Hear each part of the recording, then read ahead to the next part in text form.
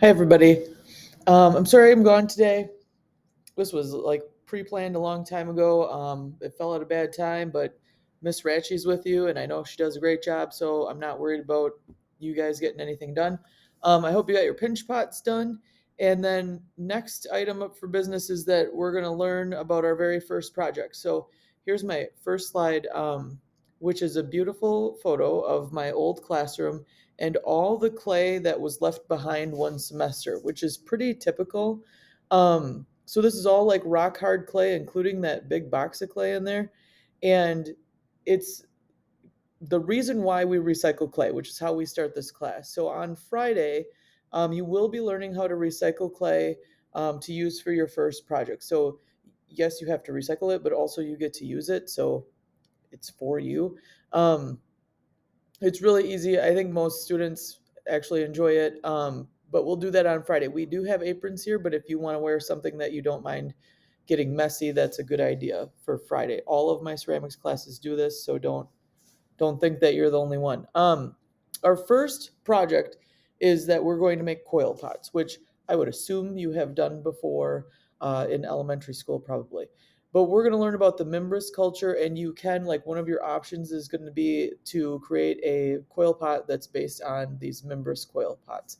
The Mimbres culture were people who lived in southwestern New Mexico and eastern Arizona from 1050 to 1150 AD, and they found like 10,000 ceramic bowls abandoned by these people, and they actually weren't used to like eat food out of or carry water in or something, but they were used as part of a burial custom where when a person died in their culture, they would bury them and then place one of these pots on their head, and then the busted bottom of the pot was supposed to release the deceased person's spirit to wherever you think people go when they die, or their souls go when they die. You're right. We believe in that too.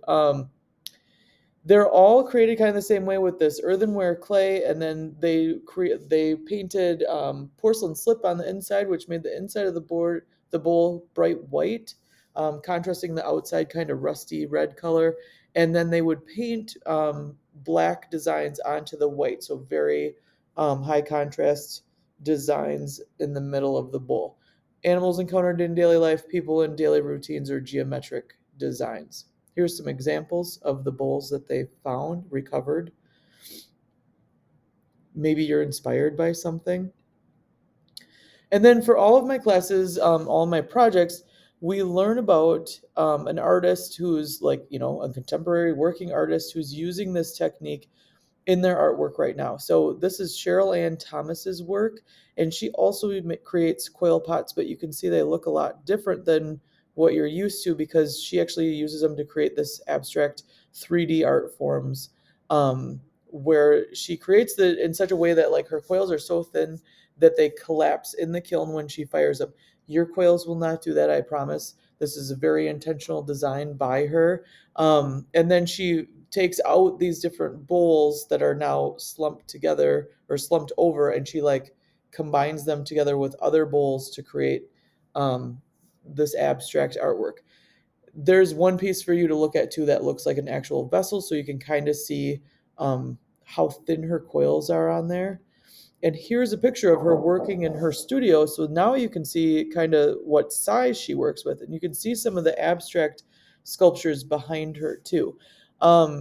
This just talks about how she challenges herself to, move forward as a professional artist and kind of create different things and not get stuck in the same sort of thing. So she worked strictly with white and black when she started, maybe some gray, and now she's moving into like blue. Um, and she just tries to push herself with how thin and how tall she can create her vessels. You're going to learn all this maybe on Friday. I think we could probably start the demos on Friday, even though you're recycling clay. But you're going to learn how to wedge clay. We're going to learn how to roll out coils, even though you know how to do that. A lot of students forget uh, to have the joy of making art as they did when they were young. So, kind of letting go of some anxiety there when it comes to creating things, but don't worry, you can do it. It's a kindergarten project. You can do it.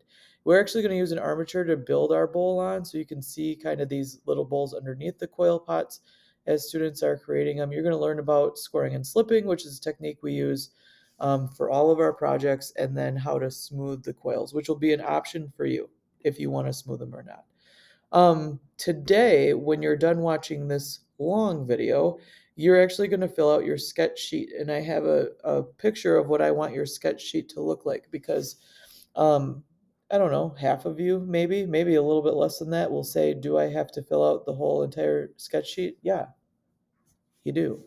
I don't really make things, and I don't want you to do things that aren't worth doing.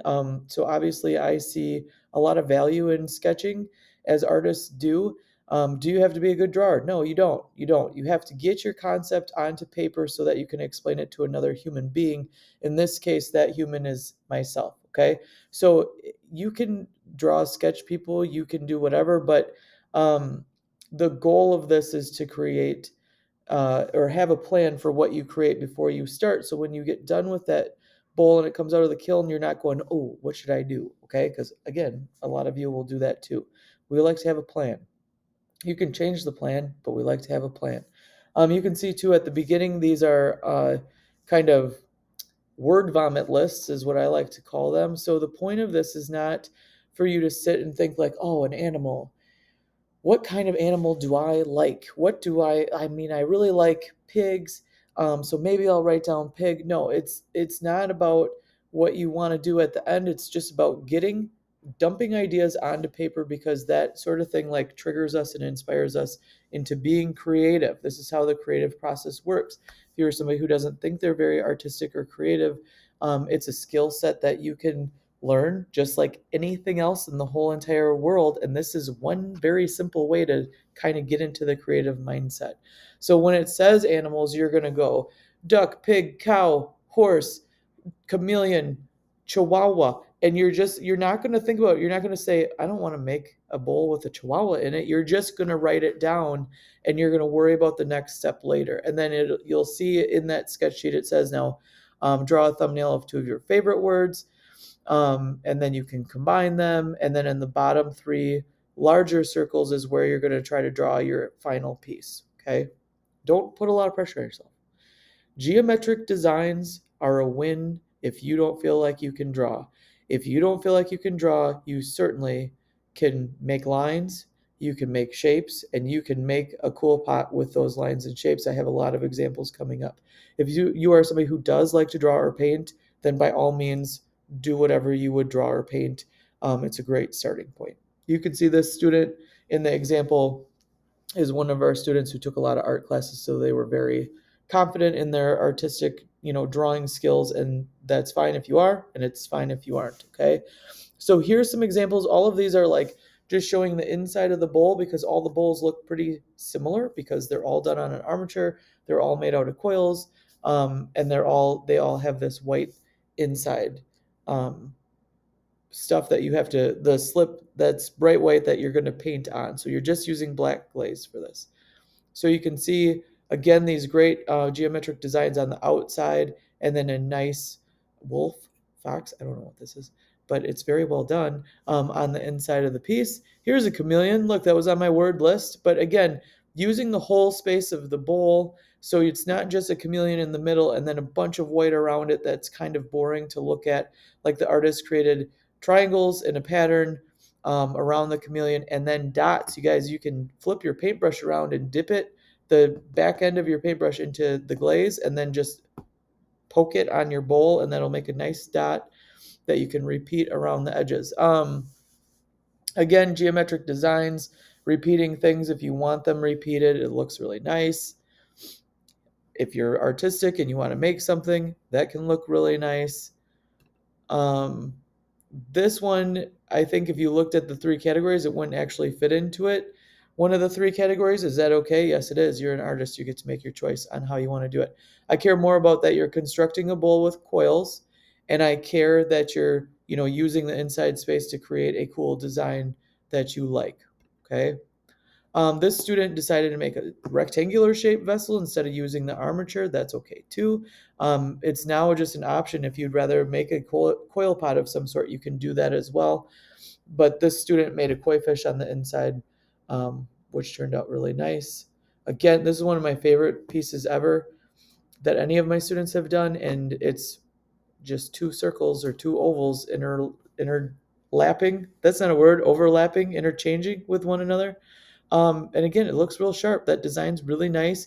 If you are like, I can't hand draw that, then print it out on a piece of paper and cut it out of the template and trace it on your design. It doesn't have to be hand drawn. This student didn't like how his bowl turned out. He didn't like how it was asymmetrical, and instead of being upset about it, he decided that he would like emphasize the asymmetry with his design on the middle of the pot, which turned out really nice, and he ended up really liking his piece at the end. And then this student was kind of the reason why I've changed it from just black and white, where you can use other colors if you want to. If you don't feel comfortable using other colors, this is designed to be a very simple project to take a lot of decision making away from you because it's the first project. So that's why it's a black and white design. If you want to push yourself to create something else, you certainly can. This student was upset because at that point I wouldn't let her um, use anything other than black and white. So she got me because she put one layer of black on those, like the petals and stuff. You can see anywhere where there's a gray area, that's just one layer of black glaze. And if you add more layers of black, it will become, a darker, deeper color. So that's how she kind of got the white and the gray and the black. So tricky, right? Um, you also are just allowed to create a coil pot. You don't have to make it based on the Mimbres culture or inspired by that. You don't have to use an armature either. So this is done, these are examples of coils. You still have to use coils, but how you can stack them and score and slip them on top of one another to create a different type of vessel or vase or bowl. You can also challenge yourself to make it, instead of just a regular vase, to make it interesting or unique some way. You can see there's one that has four openings on the top. There's one on the top that has like a human being trying to crawl out of it. You can do things like that too. You can make spirals in your coils. You could essentially like write your initials or your name out of your coils and add that to your piece somehow too. Here's examples of that, like with the spirals here. And they don't have to be even. You could add little bumps and stuff in there too. You also could still use an armature to create your coil pot on, even though you're not doing it the same way that we're doing it. All of that is fine. Okay, so that's kind of the basic rundown of your piece, what you're creating, first of all, and the rest of class today, you're going to fill out the sketch. You're going to take your time, you're going to grab a pencil, you're going to do all your drawings. So next time when we actually start the bowl, you have a plan and you know what you're going to do. Okay, you can email me if you have any questions. You can ask Miss Ratchie. Otherwise, good luck.